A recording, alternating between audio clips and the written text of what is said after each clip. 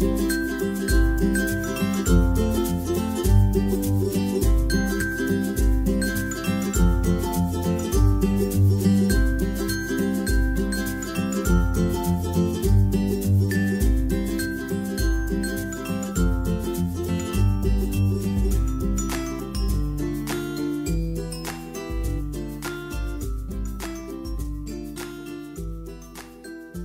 guys, happy Mally Cat Monday.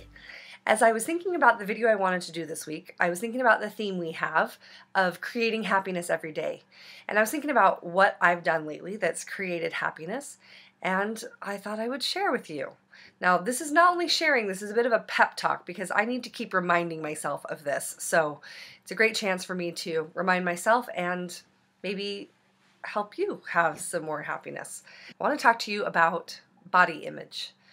I have a long history of not being very kind to myself about my body. I remember being a really little girl and being in a dance class and having a dance teacher tell me that I was fat. I was probably 6 or 7 years old, which, for the record, don't tell a 6 or 7-year-old they're fat. And I remember going home and weighing myself and crying because the number was too big and I was too heavy. I had no frame of reference for how big or small that number should have been. I just knew that something about me was not right. When I look back on pictures of me and my little friends, I look just like everyone else. I was not big, and but that feeling stuck with me most of my life. I've had times where I've been big and I've had times where I've been small. But the times when I was my smallest, I still wasn't happy. I was never happy with my body. When I was my thinnest, I thought, oh, if only I could be one size smaller, then I'll be happy. Then I'll do the things that I want to do. Then I'll take that risk and do that thing because then I won't be too big. Well, fast forward many years, as I think about the last decade of my life, I've given birth to 6 children in 9 years. So my body has been really busy. It's worked really hard to create 6 human beings. Kind of blows my mind when I think about it, really. Journey of having kids, there was no point in there in which I felt good about my body. When I was pregnant, there was the sort of beginning stages where you don't quite look pregnant, you just look like you've been eating a lot of burritos. And so I didn't feel good about it then. There was like a 2-minute window wherein I thought, okay, I look pregnant, but I'm not ginormous. And then that quickly passed to the phase of, I look like a house. I'm so big. And then you have that baby, and that's a whole other mess of emotions about your body. And, we spend the next however long trying to get our body back. And it seemed like as soon as I reached any sort of more ideal weight, I would get pregnant again and go through this whole cycle. And so I've spent a lot of years battling how I feel about my body. So I spent the last decade up and down and every size in between. And after I had my 5th baby, I, within 2 months, was doing CrossFit and training super hard to try to get my body back.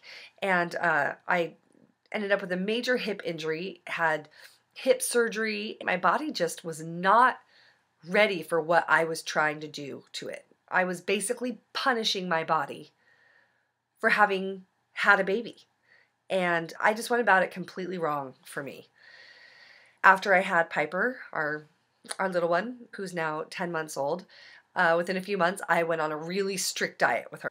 And my body just revolted. It just would not give up a pound. And I thought, what is wrong with you, body? Why won't you lose weight? And I could just tell my body was resisting this. My body just wanted to concentrate on feeding this little human that I made. And I just wanted to fit into skinny jeans.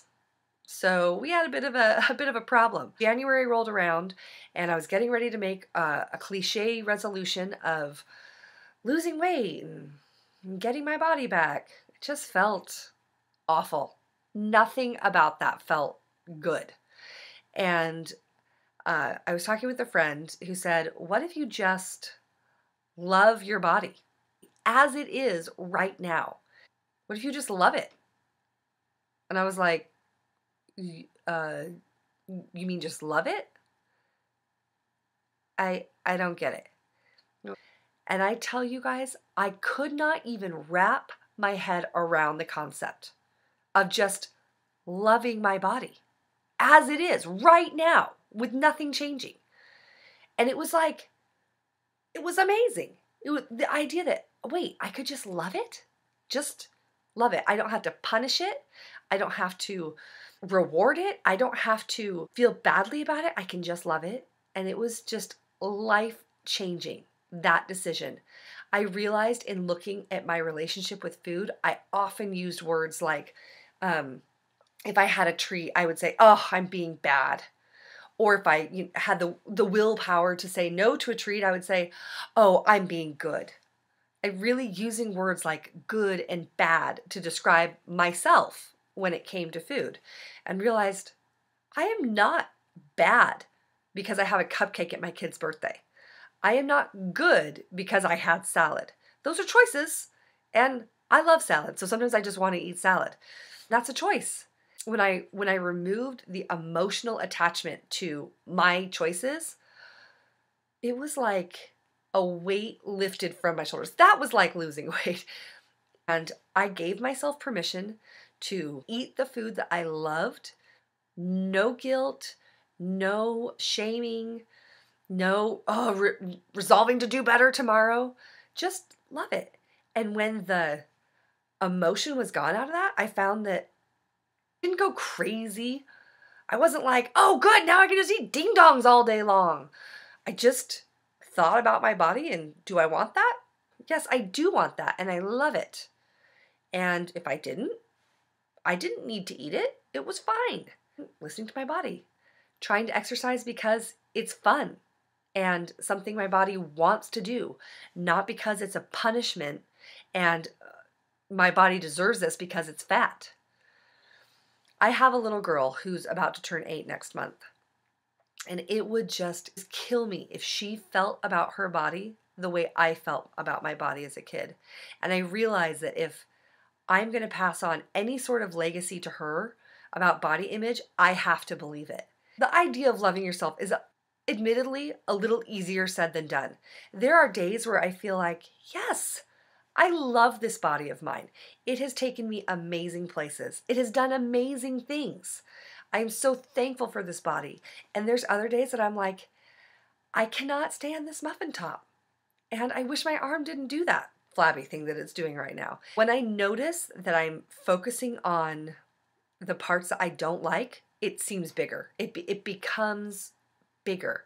So when I find myself focusing on something I don't like, I just shift that thinking and I think, you know what? But I love my nose and it's doing a great job.